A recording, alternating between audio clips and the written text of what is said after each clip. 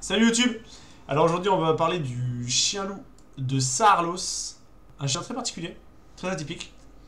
Donc je le présente aujourd'hui. Alors attention, je dis attention tout de suite. C'est une race assez particulière, enfin très particulière, très loin de ce que je fais d'habitude. Le but de ce documentaire c'est plutôt de vous présenter une race particulière, comme je dis, parce que c'est aussi ça les documentaires. Par contre c'est une race assez complexe. Il va manquer des tas d'informations dans ce documentaire d'un point de vue... si vous en voulez un, si la race vous intéresse vraiment, va falloir prendre beaucoup plus d'informations que simplement ce documentaire. Bon, du coup, parlons de ce chien-loup. Déjà, avant de parler du chien-loup de Saarloos, il faut le savoir, d'autres races de chiens-loups.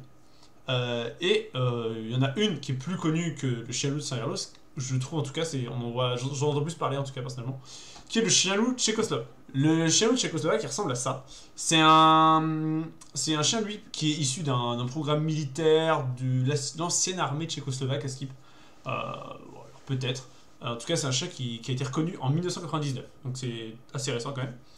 Il faut savoir qu'il y a d'autres races de chiens-loups, mais elles sont pas reconnues les autres dans le livre, tout ça là. Il y a aussi le chien-loup italien.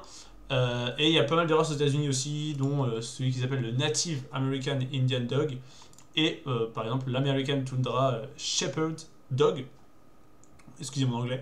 Donc voilà, tout ça pour dire qu'il y a d'autres races de chiens-loups. Et aujourd'hui, je vais parler du Saarloos parce qu'il est un peu moins connu que son homologue. Parlons de ses origines pour commencer. Alors déjà, il est originaire des Pays-Bas. Eh ouais, il vient pas de loin. Il est originaire des Pays-Bas. Et c'est un chien qui porte le nom de son créateur en gros. Tout simplement. Et donc c'est un chien qui est issu d'un croisement très simple. Une louve, donc là en l'occurrence, plutôt que vous voyez, ce sont des loups. Donc une louve européenne, typée sibérienne, ils appellent ça. Et donc un berger allemand. Alors il faut savoir que c'est assez particulier ce croisement parce que la première portée, ils sont tous morts de la maladie de Carré. Je sais pas si ça avait un rapport avec le croisement ou pas, mais voilà. Et ils ont eu du mal à avoir des petits. Qui ne mourrait pas de maladie malheureusement, et il y a un mâle qui survit du coup en 1938, et la race se développe derrière, créant ainsi le chien-loup de Saarloos. Très beau, hein, très beau chien, je sais pas ce que vous en pensez. Il faut savoir qu'au début, il voulait l'utiliser en tant que chien aveugle, ce chien. Bah ouais, il y a du berger allemand, un chien qui est réputé pour être un très bon chien de travail, d'utilité, etc. Malheureusement, ces gènes de loup reprennent un peu le dessus. Et en fait, il se rend compte que c'est pas un bon chien pour faire du travail. C'est un bon chien pour plein d'autres choses. Mais pour tout ce qui est utilité, etc., c'est plus complexe. Donc malheureusement, échec à ce niveau-là. Mais la race est quand même créée et existe quand même aujourd'hui. Et pour son groupe, tout simplement, il appartient au groupe des chiens de berger et de bouvier. Alors, bon, je vais vous en montrer trois comme d'hab, mais bon. Là, par exemple, vous avez un berger allemand, ancien type, là, qui est jeune, effectivement. On se fait plaisir, des photos de berger, ça c'est un berger roumain de Carpates. Grand chien, très grand berger celui-là. Enfin, en tout cas, il donne vraiment une impression de grandeur. Et le bobtail, je sais pas si vous connaissez le bobtail, c'est des gaines formidables. Ça c'est le bobtail. Bon, en vrai, il est dans ce groupe-là parce que croisé berger allemand, je pense. La vérité c'est qu'à la base, il est surtout de la famille des loups. On va pas se mentir. C'est avant tout la famille des loups. Le reste, bon, on s'en fout un peu. D'ailleurs, c'est ce qui compte le plus dans son comportement, c'est la chose qui va ressortir le plus. Mais parlons d'abord de son physique. Alors, au niveau de son physique, c'est un chien qui fait entre 60 et 75 cm de haut. Je tiens à rappeler que la dernière fois, j'ai parlé donc du Leonberg qui faisait tout simplement 5 de moins. 5 cm de moins des deux côtés. Donc, voilà, l'écart est assez faible. Par contre, il fait de 30 à 45 kg, beaucoup plus léger. C'est un chien très athlétique. Très athlétique. Très athlétique. Alors, il y a beaucoup de possibilités de couleurs. Donc ça va du sable, fauve clair, charbonné, ou pas d'ailleurs. Il y a tout en fait, il y a vraiment de tout. C'est assez fou, mais on reste quand même sur des couleurs semblables au loup. Vous voyez bien, il y a des taches, c'est très particulier. Mais là on le voit là, ils sont très beaux, en tout cas ils sont très beaux. Le poil est assez spécial, ils ont un poil qui peut changer à ce qui paraît en fonction de la saison. Alors parlons de son caractère maintenant. Parlons de son caractère, c'est un chien qui est très affectueux finalement, déjà. Première chose, c'est un chien qui est très affectueux. On pourrait croire comme ça que non, c'est un chien loup, machin. Non, il est très affectueux. Les loups le sont sûrement peut-être entre eux. Hein. En tout cas, il est très affectueux. Et c'est aussi un chien qui est très vivace. Très vivace, un peu comme moi quand je parle, c'est faux évidemment. C'est un chien qui bouge beaucoup. Et il a d'ailleurs des bonnes prédispositions physiques. Quand j'en parlais tout à l'heure, c'est athlétique. Voilà, ça peut sauter très haut par exemple. Alors c'est pas un bon chien pour la garde, par contre, ou pas trop en tout cas. Parce que c'est un chien, déjà d'une, qui est assez silencieux, hein, il n'aboie pas spécialement, etc. Ça peut lui arriver de hurler, mais c'est très rare, plutôt en meute d'ailleurs, que ça peut arriver, parce que les loups hurlent. C'est pas non plus un bon chien pour les enfants, pas trop en tout cas. Parce que c'est un chien qui est très indépendant, il a pas trop envie d'être emmerdé comme ça. Avec les autres animaux, pareil, c'est un chien qui a gardé un gros instinct de prédateur. Vous pourrez pas lui enlever comme ça. Donc voilà, avec les autres animaux, faites gaffe. Alors c'est un chien de meute, alors vous savez bien, les loups ils vivent en meute. Donc c'est un chien de meute, on pourrait se dire du coup qu'avec les autres chiens ça va. Oui mais non, en fait. Ça va avec les autres chiens, c'est un chien de meute. Le petit bémol qu'il a, c'est qu'il a des codes plus primitifs tout simplement que les autres chiens. Les autres chiens ont des codes sociaux un peu modifiés par l'homme, etc.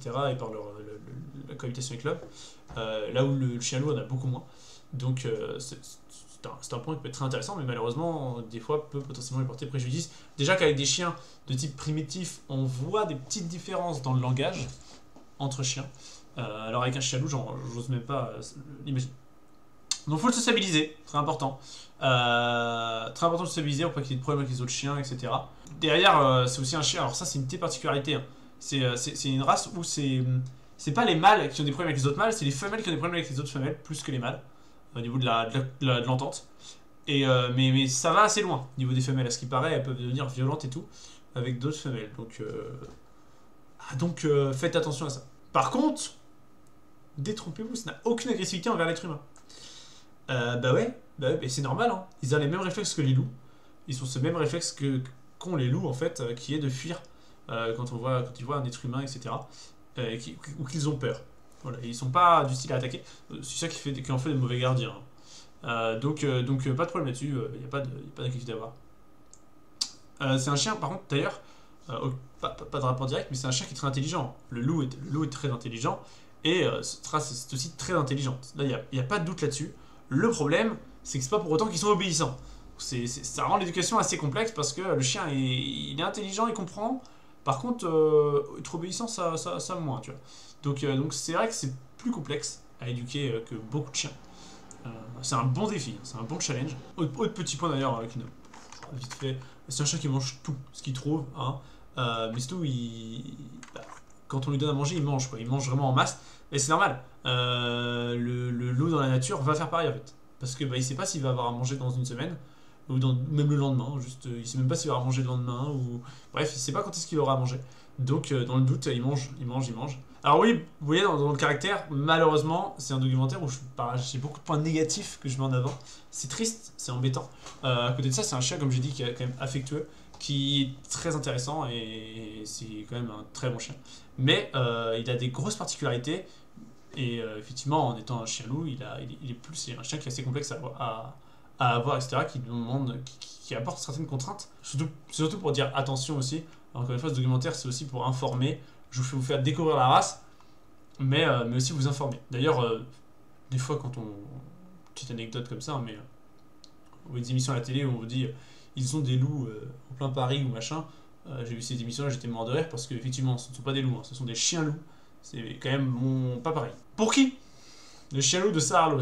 Aïe aïe aïe aïe. Alors là, effectivement, comme j'ai dit aujourd'hui, c'est assez particulier. On parle d'un chien très atypique, qui a des très très très fortes contraintes. Donc pour pas grand monde, malheureusement. Pour assez peu de gens. Déjà, ça demande un maître qui est déjà capable de pas mal sortir. De beaucoup le dépenser. C'est pas un chien hyper joueur, par contre il va avoir besoin de beaucoup marcher, beaucoup courir, beaucoup se dépenser physiquement. Donc déjà il va avoir besoin d'être dépensé physiquement. Il va falloir aussi être expérimenté en éducation canine, parce que comme j'ai dit, il est smart mais il obéit pas forcément. Donc expérimenter, il va falloir faire les choses bien, parce que c'est un chien de meute, il peut facilement en plus devenir le dominant si vous gérez mal le truc et tout, donc il faut faire très gaffe. Je dirais même qu'il faut se faire entourer par des gens qui s'y connaissent très bien dans le milieu, etc. Et vous-même, il faut que vous y connaissiez vraiment. Voilà, donc race complexe à avoir, ça je suis désolé, c'est un peu le mot d'ordre de ce documentaire. À côté de ça, il y a des choses très intéressantes. Déjà par rapport à d'autres chiens, je pense que on n'a pas la même relation avec ce genre de chien. C'est une relation un peu particulière, même si il a de l'affection pour vous, etc. C'est assez particulier comme relation. Et c'est un chien qui est très indépendant, bien sûr.